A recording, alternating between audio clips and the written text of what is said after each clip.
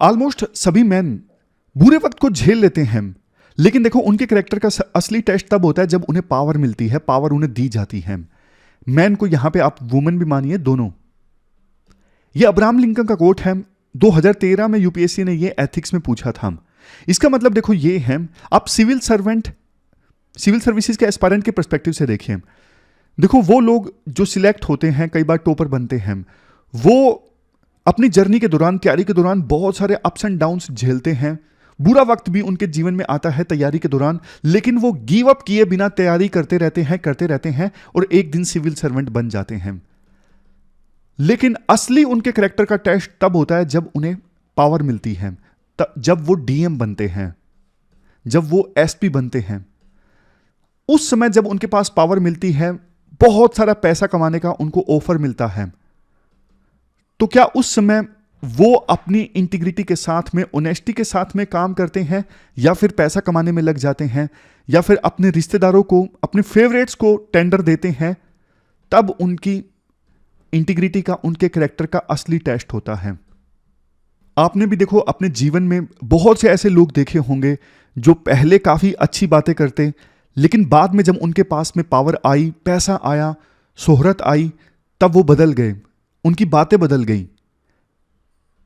अब उनके अंदर पावर का नशा आ गया, पैसे के लिए लालच और ज्यादा बढ़ गया, भूख और ज्यादा बढ़ गई। ऐसे अनेकों एग्जाम्पल्स आपने अपनी लाइफ में देखे होंगे। इसका मतलब अब्राहम लिंकन के अनुसार उनका कैरेक्टर मजबूत नहीं था, बस सिर्फ उनके पास में पावर नहीं थी। जब पावर मिली तो उनका असली कैरेक्टर रिवील हो गया। पावर जो है वो बड़े बड़ों के कैरेक्टर को रिवील कर देती है।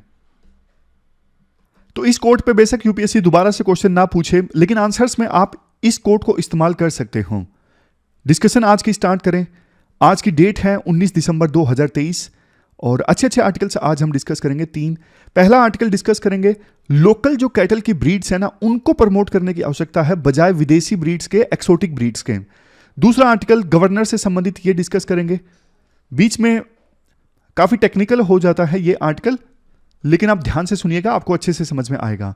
यहां पे ये जो आर्टिकल है लेजिस्लेटिव डिक्लाइन से संबंधित है, अपोजिशन के रोल से संबंधित है। चलिए डिस्कशन स्टार्ट करते हैं। इसके बाद नेक्स्ट आर्टिकल, सरकार को हमारे देश में इंडिजिनस कैटल ब्रीड्स, यानी देसी कैटल ब्रीड्स है ना, उनको प्रमोट करना चाहिए बजाय एक्सोटिक ब्रीड्स के, यानी विदेशी कैटल की ब्रीड्स के। जीएस पेपर 3 में एक टॉपिक है इकोनॉमिक्स ऑफ एनिमल रियरिंग, यहां से आप आर्टिकल को रिलेट कर सकते हो। देखो हमारे देश में ना ऑपरेशन फ्लड आया 1970s में, मिल्क रेवोल्यूशन आप कह लीजिए। तो ऑपरेशन फ्लड में ना सरकार ने हाई यील्डिंग ब्रीड्स, मतलब विदेशी ब्रीड्स जैसे Holstein, Friesian, Jersey, Brown Swiss, Red Dane, ये जो कैटल की विदेशी ब्रीड्स है ना, इनको सरकार ने देश में प्रमोट करना स्टार्ट किया क्योंकि ये दूध ज्यादा देते थे। बट देखो राइटर कहते हैं वो समय कुछ और था। अब इतने सालों में बहुत सारी रिसर्च सामने आ चुकी है, तो नई रिसर्च के अनुसार जो देसी कैटल की ब्रीड्स है ना, उन्हीं को सरकार को अब प्रमोट करना चाहिए। हमारे देश में 50 बोवाइन की ब्रीड्स हैं, जिसमें से 37 कैटल की हैं और 13 बुफेलोज की। अब देखो ये जो ब्रीड्स है ना, ये 2 टाइप की हैं। एक तो है मिल्च ब्रीड्स, मतलब वो कैटल जिनकी ब्रीडिंग होती है, जिनको रेस किया जाता है स्पेशली मिल्क प्रोडक्शन के लिए। फॉर एग्जाम्पल साहिवाल, गिर, रेड सिंधी, थारपारकर और राठी, ये वो ब्रीड्स हैं, वो देसी ब्रीड्स हैं जो अच्छा खासा दूध देती हैं। इसके अलावा दूसरी टाइप की ब्रीड है ड्राट ब्रीड्स। ड्राट ब्रीड्स के जो कैटल होते हैं, स्पेशली इनको रेज किया जाता है ताकि ये भारी भरकम काम कर सकें। जैसे देखो एग्रीकल्चर एक्टिविटीज, फॉर एग्जांपल हल जोतने के लिए इनका इस्तेमाल होता है। इनके एग्जांपल हैं, इनके एग्जांपल नहीं दिए राइटर ने आर्टिकल में, लेकिन देखो कुछ ब्रीड्स हैं, फॉर एग्जांपल कंकरेज, ओंगोल और हरियाणा, ये वो ब्रीड्स हैं जो दोनों टाइप के काम कर सकते हैं, मतलब दूध भी अच्छा खासा देते हैं और भारी भरकम काम करने के लिए भी इनका इस्तेमाल होता है। तो ये ड्यूल ब्रीड्स हैं। इसके बाद राइटर बताते हैं इंडियन काउज की खास बात क्या है, कैसे इंडियन काउज फीचर्स के मामले में एक्सोटिक ब्रीड्स यानी विदेशी कैटल से अलग हैं। देखो हम्प, ये जो कुबड़ है ना, ये इंडियन काउज में होता है। इस हम्प का फायदा ये होता है भारी भरकम सामान भी इंडियन काउज आसानी से उठा लेती हैं हम्प की वजह से, इस कुबड़ की वजह से। ये हम्प एक्सोटिक ब्रीड्स में नहीं होता है। नेक्स्ट है ड्यूलैप। ड्यूलैप मतलब ये देखो, ये जो हिस्सा है ना, ये जो लटकता रहता है, इसको कहते हैं ड्यूलैप यानी झल्ला। हिंदी में इसे गलफड़ा भी कहते हैं, इंग्लिश में कहते हैं ड्यूलैप। इससे ये होता है, जो काउज है ना, इंडियन काउज, उनके अंदर हीट रेसिस्टेंस का फीचर आता है इस ड्यूलैप की वजह से, यानी गलफड़े की वजह से। समझ गए ना कौन से फीचर की बात कर रहा हूं मैं? ये जो नीचे लटकता स्किन का हिस्सा होता है, इसे कहते हैं ड्यूलैप। इससे हीट रेसिस्टेंस की ताकत आती है देसी ब्रीड्स में। नेक्स्ट है डंग। देखो, इंडियन काउज का जो गोबर है ना, वो इस्तेमाल होता है एग्रीकल्चर एक्टिविटीज में, खाद के तौर पे, मेडिसिन में इस्तेमाल होता है। लेकिन फॉरेन ब्रीड्स का गोबर कोई काम का नहीं होता। अब रीजंस की बात करते हैं राइटर।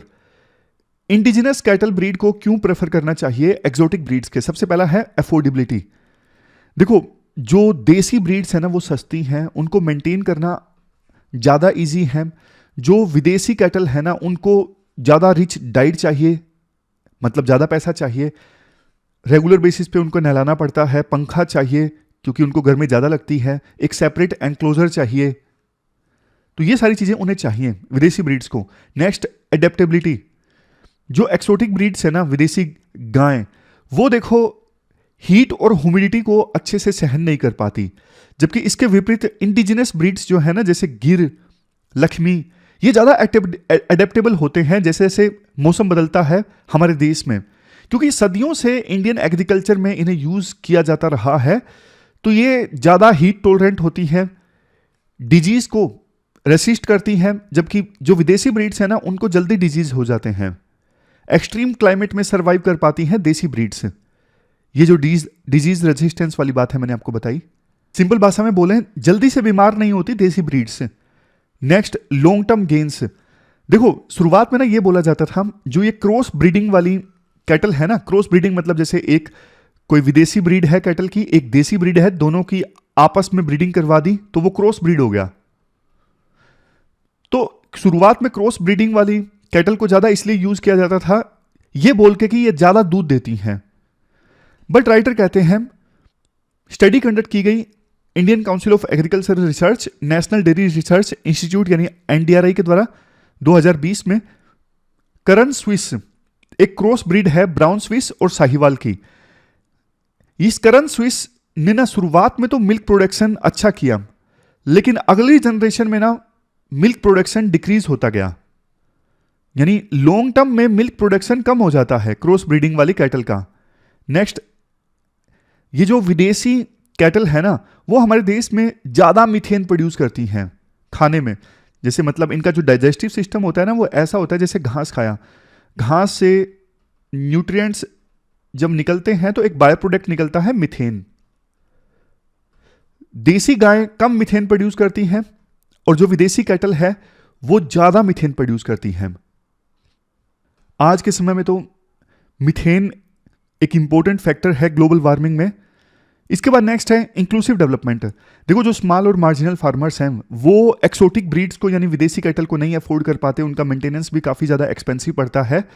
तो अगर देसी कैटल को प्रमोट किया जाता है तो इससे इंक्लूसिव डेवलपमेंट आता है। वैसे देखो, कल्चरल और सोशल इंपॉर्टेंस भी काफ़ी ज़्यादा है इंडिजिनस ब्रीड्स का।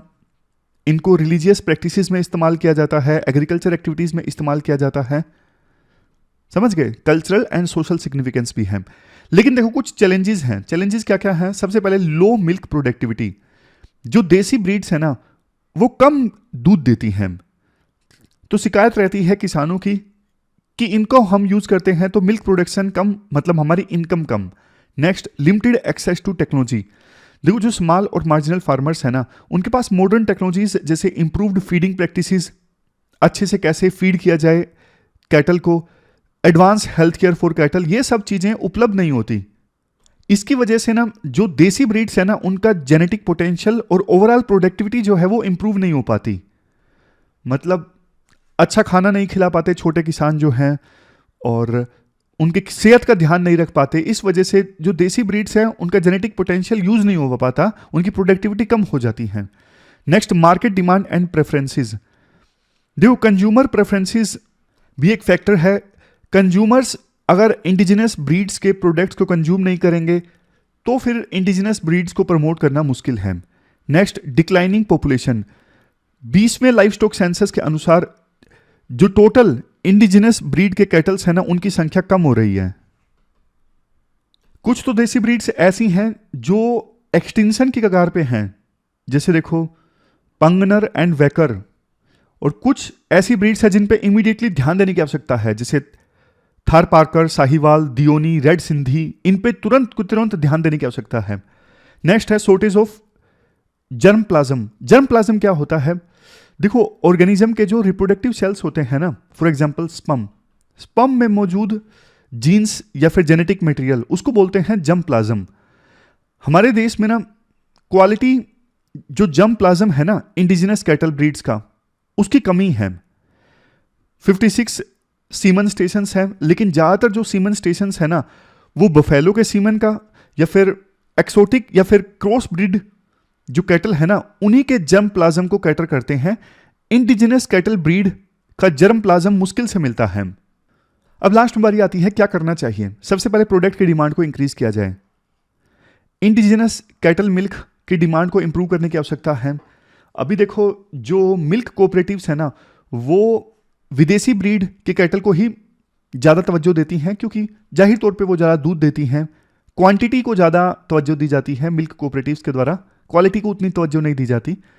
तो यहाँ पे अवेयरनेस फैलाने की आवश्यकता है, एजुकेट करने की आवश्यकता है, वर्कशॉप्स के माध्यम से, सेमिनार के माध्यम से किसानों को, वेटनरी डॉक्टर्स को, दूसरे स्टेक होल्डर्स को ज़्यादा R&D की आवश्यकता है इंडिजिनस ब्रीड्स में। लाइफ स्टॉक से संबंधित एक्सटेंशन सर्विसेज प्रोवाइड की जाएं किसानों को, कैसे लाइव स्टॉक को पालना है, कैसे यूज करना है, उनको ट्रेनिंग दी जाए फील्ड में जाके। Indigenous breeds in dairy development programme, जो अलग अलग राज्यों के डेयरी डेवलपमेंट प्रोग्राम्स है ना, उन डेयरी डेवलपमेंट प्रोग्राम्स में इंडिजिनस कैटल ब्रीड्स को ज़्यादा प्रमोट किया जाए। सबसे लास्ट में छोटे और मंझले जो किसान है ना उनको फाइनेंशियल असिस्टेंस दी जाए, उनको इनपुट्स में सब्सिडी दी जाए अगर वो इंडिजिनस कैटल को पालते हैं तो। जैसे देखो राष्ट्रीय गोकुल मिशन है, ये अभी चल रहा है राष्ट्रीय पशुधन विकास योजना के तहत। ये सभी कैटल और बफेलोज के लिए है इंडिया में, specially small and marginal farmers के लिए ये है। तो ये पूरा आर्टिकल हमने डिस्कस किया, देसी कैटल ब्रीड्स को ज्यादा प्रमोट करने की आवश्यकता है। इसके बाद देखो नेक्स्ट आर्टिकल जो है वो गवर्नर से संबंधित है। आप जीएस पेपर सेकंड के इस टॉपिक से आर्टिकल को रिलेट कर सकते हो। देखो 10 नवंबर 2023 केस का नाम था state of Punjab versus principal secretary to governor of Punjab. इस केस में सुप्रीम कोर्ट ने एक बहुत ही अहम जजमेंट दिया। सुप्रीम कोर्ट ने आर्टिकल 200, हमारे संविधान का आर्टिकल 200 जो है ना, उसको इस प्रकार से इंटरप्रेट किया कि जब कोई बिल जाता है ना गवर्नर के पास में, तो गवर्नर के पास में बिल को रिजेक्ट करने का कोई ऑप्शन नहीं है। गवर्नर ज्यादा से ज्यादा बिल को रिकंसिडर करने के लिए भेज सकते हैं असेंबली के पास में, और असेंबली या तो गवर्नर की रिकमेंडेशन के हिसाब से बिल में कुछ बदलाव लाती है या फिर नहीं लाती है, फिर से दूसरी बार उसी बिल को भेज देती है गवर्नर के पास में। तो इस बार गवर्नर के पास में कोई ऑप्शन नहीं है बजाय उस बिल को एसेंट देने के। यह चीज क्लियर कर दी सुप्रीम कोर्ट ने अपने 10 नवंबर 2023 के जजमेंट में। यह चीज देखो क्लैरिफाई करना जरूरी भी था, क्योंकि जब देश का संविधान बना ना, शुरू में संविधान के ऊपर जिन लोगों ने कमेंट्री की ना, फॉर एग्जांपल डीडी बसु की बुक फेमस है, तो इन्होंने ये लिखा है गवर्नर के पास में पावर है किसी बिल को विदहोल्ड करने की, यानी एसेंट देने से मना करने की, रिजेक्ट करने की। और गवर्नर की जो ये पावर है वो एब्सोल्यूट है कि एक बार अगर गवर्नर ने किसी बिल को एसेंट देने से मना कर दिया ना, तो बिल फिर डाई डाउन हो जाएगा, बिल फिर खत्म हो जाएगा वहीं की वहीं। डीडी बसु ने ये बोला। बट देखो सुप्रीम कोर्ट ने जो जजमेंट दिया ना, सुप्रीम कोर्ट ने क्लैरिफाई किया नहीं, गवर्नर के पास में बिल को रिजेक्ट करने की, विदहोल्ड करने की ऐसी कोई पावर नहीं है। सुप्रीम कोर्ट ने अपने फैसले में ना इसे लिंक कर दिया कि ज्यादा से ज्यादा जो गवर्नर हैं बिल को वापस भेज सकते हैं असेंबली के पास बिल को रिकंसीडर करने के लिए, और असेंबली फिर से वापस भेजती है उसी बिल को चेंज करके या फिर बिना चेंज करके, तो फिर गवर्नर को उस बिल को असेंट देना ही होगा। राइटर कहते हैं चलो सुप्रीम कोर्ट ने ना इस चीज को क्लैरिफाई कर दिया, अच्छी चीज है, बट दो चीजों को लेकर ना अभी भी डाउट है। कौन सी वो दो चीजें हैं? सबसे पहली चीज, देखो अभी ना हमारे संविधान में कोई टाइमलाइन नहीं बताई गई है कि असेंबली कोई बिल पास करके गवर्नर के पास भेजती है ना, तो कितने दिनों के अंदर अंदर गवर्नर को उस बिल पे फैसला लेना है। कई बार गवर्नर 3-3, 4-4 साल तक असेंबली से पास हुए बिल को बस अपने पास रख लेते हैं, उस पर कोई एक्शन नहीं लेते। तो इस चीज पे भी सुप्रीम कोर्ट ने अपने वर्डिक्ट में बोला है। सुप्रीम कोर्ट ने बोला है जैसे ही बिल आए तो जल्द से जल्द गवर्नर उस पर फैसला ले। हालांकि सुप्रीम कोर्ट ने टाइमलाइन तो नहीं रखा कि हां भैया 10 दिनों के अंदर फैसला लेना है, 1 महीनों के अंदर रखना है, लेकिन सुप्रीम कोर्ट ने साफ साफ बोल दिया गवर्नर के पास बिल आए तो तुरंत की तुरंत फैसला गवर्नर उस पर लें। तो गवर्नर के लिए एक प्रकार से यह सीख है, ऑर्डर है सुप्रीम कोर्ट की तरफ से। अब देखने वाली बात यह है, फ्यूचर में पता लगेगा कि गवर्नर सुप्रीम कोर्ट के इस ऑर्डर को कैसे लेते हैं, क्योंकि एक प्रॉपर टाइमलाइन दी जाती है ना सुप्रीम कोर्ट के द्वारा कि 2 महीने में फैसला लेना है या फिर 3 महीने में फैसला लेना है, तो ज्यादा सही रहता। यानी कि गवर्नर फिर से इस चीज को, क्योंकि प्रॉपर टाइमलाइन नहीं दी गई है सुप्रीम कोर्ट के द्वारा, ना ही संविधान में लिखी गई है, तो इस चीज को गवर्नर फिर से एक्सप्लॉइट कर सकते हैं। अब एक दूसरी चीज है, देखो गवर्नर के पास में ना एक ऑप्शन और भी होता है। जब कोई बिल पास होके, असेंबली से पास होके गवर्नर के पास जाता है ना, तो एक ऑप्शन गवर्नर के पास यह भी होता है, उस बिल को प्रेसिडेंट के पास गवर्नर रेफर कर सकते हैं। अब क्वेश्चन उठता है, आप पूछोगे सर कौन से बिल्स को गवर्नर जो है प्रेसिडेंट के पास रेफर कर सकते हैं? देखो एक चीज तो हमारे संविधान में साफ साफ लिखी गई है, ऐसा कोई बिल जो उस राज्य की हाईकोर्ट की पावर छीनता है। संविधान में हाईकोर्ट को जो पावर दी गई है, हाईकोर्ट की जो पोजीशन है वो खतरे में आती है, उस बिल को जो गवर्नर है प्रेसिडेंट के पास रेफर कर सकते हैं। मतलब ऐसे बिल्स को तो गवर्नर को प्रेसिडेंट के पास भेजना ही होगा। लेकिन इसके अलावा ध्यान से सुनिएगा, ऐसे बिल्स जो हाईकोर्ट की पावर छीनते हैं वो तो गवर्नर को प्रेसिडेंट के पास भेजने ही हैं, रेफर करने ही हैं। लेकिन बाकी कौन से बिल गवर्नर जो है प्रेसिडेंट के पास भेज सकते हैं, इस चीज के बारे में हमारे संविधान में कुछ भी नहीं लिखा गया है।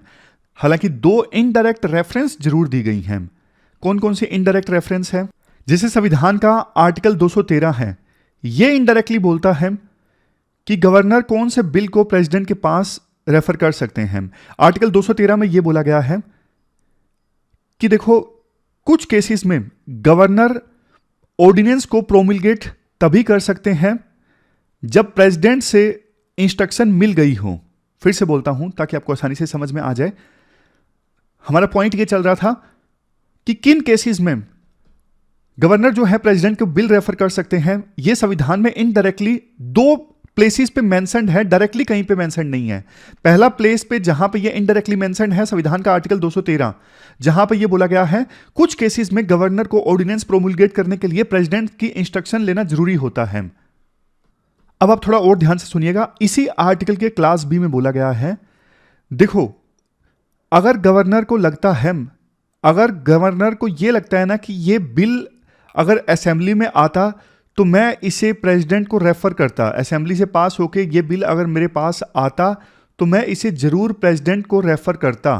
लेकिन अब चूंकि उसी बिल को मैं एज ए ऑर्डिनेंस प्रोमुलगेट कर रहा हूं, तो ऑर्डिनेंस प्रोमुलगेट करने से पहले ही प्रेसिडेंट की इंस्ट्रक्शन जरूरी है। यह बोला गया है आर्टिकल 213 के क्लास बी में। अब देखो यहां पे ना राइटर ने बोला है डीम्ड इट नेसेसरी। गवर्नर को अगर लगता है कि यह बिल प्रेसिडेंट को रेफर करना आवश्यक है, तो फिर उस बिल को एज ए ऑर्डिनेंस प्रोमुलगेट करने से पहले प्रेसिडेंट की इंस्ट्रक्शन गवर्नर ले सकते हैं। राइटर कहते हैं डीम्ड इट नेसेसरी का मतलब यह होता है कि गवर्नर को ना संविधान की वैल्यूज के हिसाब से काम करना है, संविधान की स्कीम के हिसाब से काम करना है। अपनी मनमर्जी के साथ गवर्नर नहीं काम कर सकते, किसी भी बिल को वो प्रेसिडेंट को रेफर नहीं कर सकते अपनी मर्जी के हिसाब से। अब इसके बाद देखो एक पॉइंट तो हमने डिस्कस कर लिया, एक आर्टिकल हमने डिस्कस कर लिया जहां पे इनडायरेक्टली मेंशन्ड है कि गवर्नर कौन से बिल्स को प्रेसिडेंट के पास रेफर कर सकते हैं। समझ में आ गया आपको? पॉइंट बिल्कुल क्लियर है कि गवर्नर को कोई ऑर्डिनेंस प्रोमुलगेट करना है, तो गवर्नर ये देखेंगे कि अगर ये बिल मेरे पास आता असेंबली से पास होके तो इसे मैं प्रेसिडेंट के पास रेफर करता, लेकिन अब जो कि असेंबली से पास होके नहीं आया, मैं उसको एज ए ऑर्डिनेंस प्रोमुलगेट कर रहा हूं, तो फिर मैं पहले प्रेसिडेंट की इंस्ट्रक्शन ले लूंगा कि क्या यह मैं ऑर्डिनेंस पास कर दूं मैं। अब आप दूसरा आर्टिकल देखिए, आर्टिकल 254, इसमें भी इनडायरेक्टली थोड़ा सा मेंशन्ड है। देखो, कॉन्करेंट लिस्ट का कोई सब्जेक्ट है, for example labour, concurrent list का सब्जेक्ट है लेबर। अब ना लेबर पे ना सेंट्रल गवर्नमेंट का ऑलरेडी कोई कानून है, उसी इशू पे अब स्टेट गवर्नमेंट ने भी कानून बना दिया। पॉइंट समझ गए? कॉन्करेंट लिस्ट का सब्जेक्ट है लेबर, ऑलरेडी सेंटर का कानून बना हुआ था, लेकिन स्टेट ने भी उस पर कानून बना दिया, और स्टेट का जो कानून है ना वो कन्फ्लिक्ट में है सेंटर के साथ में। कन्फ्लिक्ट में मतलब कोई ऐसा प्रोविजन है जिसमें सेंट्रल लॉ अलग कुछ कहता है, स्टेट लॉ अलग कुछ कहता है, तो ऐसे बिल को एसेंट देने से पहले प्रेसिडेंट के पास भेजना जरूरी है। समझ गए किस टाइप की सिचुएशन है? कॉन्करेंट लिस्ट का सब्जेक्ट है, ऑलरेडी सेंटर का कानून बना हुआ है, लेकिन स्टेट ने बिल पास करवा दिया असेंबली से, लेकिन बिल में प्रोविजन ऐसा है जो सेंट्रल लॉ के अगेंस्ट है, तो फिर ऐसे बिल को एसेंट देने से पहले गवर्नर को उस बिल को प्रेसिडेंट के पास भेजना होता है, प्रेसिडेंट की एसेंट लेनी होती है।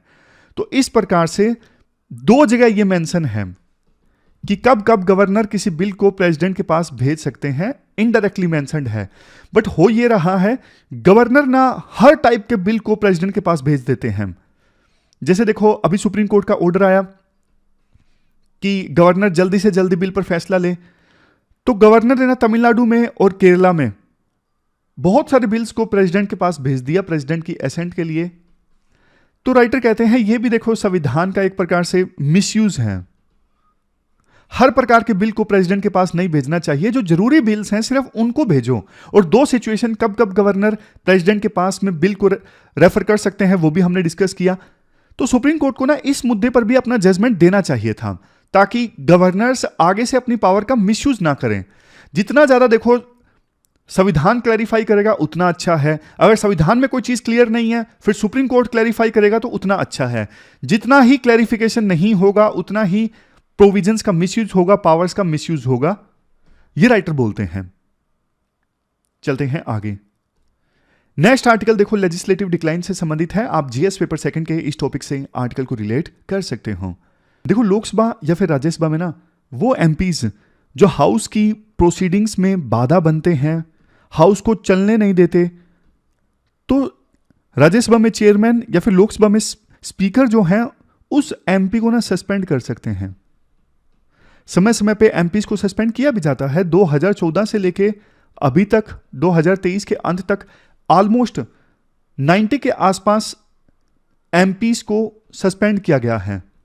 लेकिन देखो, जितने एमपीज को 10 सालों में सस्पेंड किया गया है ना, उतने ही एमपीज यानी 92 एमपीज कल ऑपोजिशन के वो भी हाउस से सस्पेंड कर दिए गए। राइटर कहते हैं देखो, यूपीए की सरकार के दौरान भी एमपीज को सस्पेंड किया जाता था, लेकिन ना उस समय फर्क था।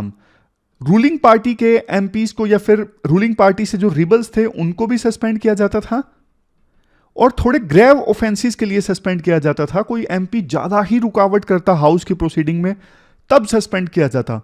लेकिन अब क्या हो रहा है, इवन छोटे छोटी हरकतें करने पर भी, थोड़ा सा भी शोर मचाने पर भी एमपीज को सस्पेंड कर दिया जाता है। यह डेमोक्रेसी के अगेंस्ट है। देखो, डेमोक्रेसी का तो मतलब ही यह है कि विभिन्न इश्यूज पे डेलिब्रेशन होना चाहिए, डिबेट होना चाहिए, डिस्कशन होना चाहिए, और फिर सॉल्यूशन निकलना चाहिए। बात सिर्फ देखो हाउस में डिस्कशन की नहीं है, इवन वेरियस जो कमेटीज हैं, पार्लियामेंट्री कमेटीज हैं या फिर सिलेक्ट कमेटीज हैं, वहां पे तो मीडिया नहीं होती।